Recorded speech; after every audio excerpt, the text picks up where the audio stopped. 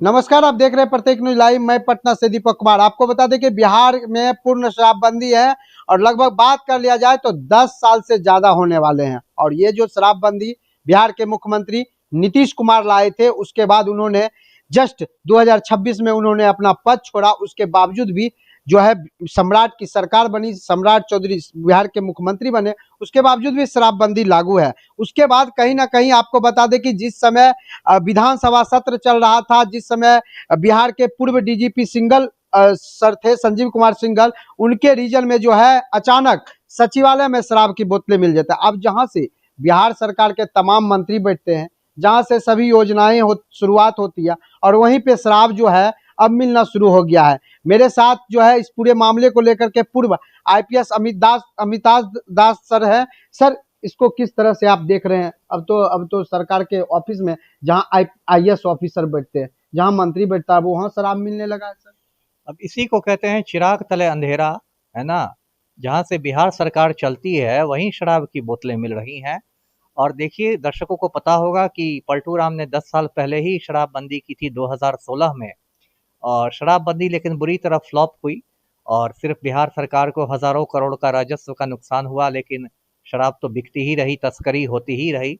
और अब ताज़ा खबर यह है कि बेली रोड पर जो विकास भवन है, जिसको नया सचिवालय भी कहते हैं, वहाँ शराब की बोतलें मिली हैं और उसको लेके बहुत हंगामा है। और सरकार का अजीबोगरीब बयान आया है। सरकार का कहना है कि विपक्ष ने बोतलें रखवा दी है। जब सारा काम विपक्ष ही कर रहा है तो सरकार क्या कर रही है? सरकार को तो सीसीटीवी कैमरे से निकालना चाहिए कौन दोषी हैं, क्या हैं, वहाँ के सुरक्षाकर्मी क्या कर रहे थे। यदि इतनी लचर व्यवस्था है तब तो कल कोई आतंकवादी वहाँ बम भी रख के निकल जाएगा, तब क्या होगा? तो उसकी सुरक्षा व्यवस्था की भी इन लोग को समीक्षा करनी चाहिए। और ये एक खतरनाक संकेत है कि इस तरह से लचर सुरक्षा व्यवस्था है विकास भवन की।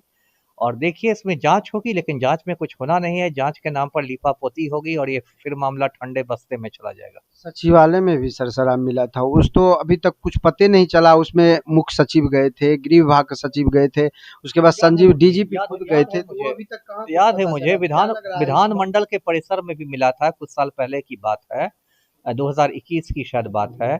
और उसमें जो उस समय संजीव सिंघल थे, डीजीपी थे, वो एकदम खुद कचरा के ढेर में घुसे हुए थे, जेम्स बॉन्ड लग रहे थे।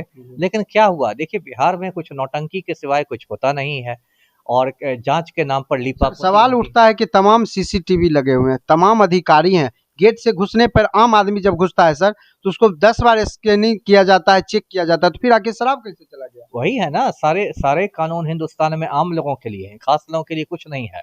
हो सकता है जांच के क्रम में ये बात आए कि सारे सीसीटीवी कैमरे खराब ही थे। विपक्ष पर आरोप लगा रहे हैं। किसी पर आरोप लगा दीजिए, नाच ना आए अंगना टेढ़। आपसे सरकार चल नहीं रही है तो सब विपक्षी कर रहा है, तो आप क्या कर रहे हैं? सरकार में जाल बजा रहे हैं। क्या लग रहा है विपक्षीय शराब रखवा दिया जिस तरह मुझे से मुझे नहीं बयान दे लगता, रहा है? मुझे नहीं लगता ये सरकार की लीपापोती है। मुझे लगता है कुछ मंत्री और कुछ अधिकारी बैठ के शराब पार्टी कर रहे होंगे। बोतल जब पकड़ा गया है तो विपक्ष है, हो सकता है पाकिस्तान, चीन, सबका नाम लगा दिया जाए। लेकिन मुझे पूरा विश्वास है कि कुछ अधिकारी और कुछ मंत्री ने शराब पार्टी की होगी विकास भवन में। कार्रवाई होगा। कोई कार्रवाई नहीं होगी बिहार में। पटना एसएसपी तो बोले हैं कार्तिकेय शर्मा कार्रवाई क्या करेंगे, जांच कार्तिकेय शर्मा ने नीट छात्राकांड में क्या कर लिया हमें नहीं मालूम है? पोस्टमार्टम रिपोर्ट आने के पहले बोल दिया कि लड़की ने आत्महत्या की है। इतने ही काबिल आदमी है कार्तिकेय शर्मा। उनको ललन सिंह से जो हुक्म मिलेगा वही ना करेंगे जी। उन्हीं के आदेश पर चलते हैं। उन्हीं के आदेश पर चल। आप देखते रहें प्रत्येक न्यूज लाइव के साथ। मैं दीपक कुमार, पटना।